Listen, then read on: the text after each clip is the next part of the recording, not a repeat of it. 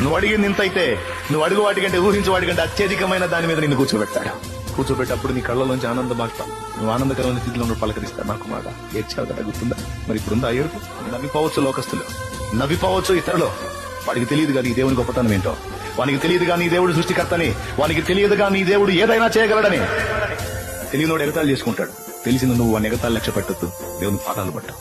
నిన్ను ఆశీర్వదించి నీ ఆశీర్వాద సమృద్ధిలో నుండి 10 మందికి ఆహారం వెళ్ళేటట్టు నా యేసయ్య చేస్తాడు.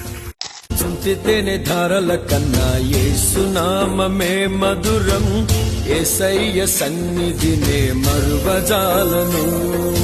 జీవిత కాలమంతా ఆనందించెదా, యేసయ్యనే ఆరాధించెదా. జీవిత కాలమంతా ఆనందించెదా, యేసయ్యనే ఆరాధించెదా.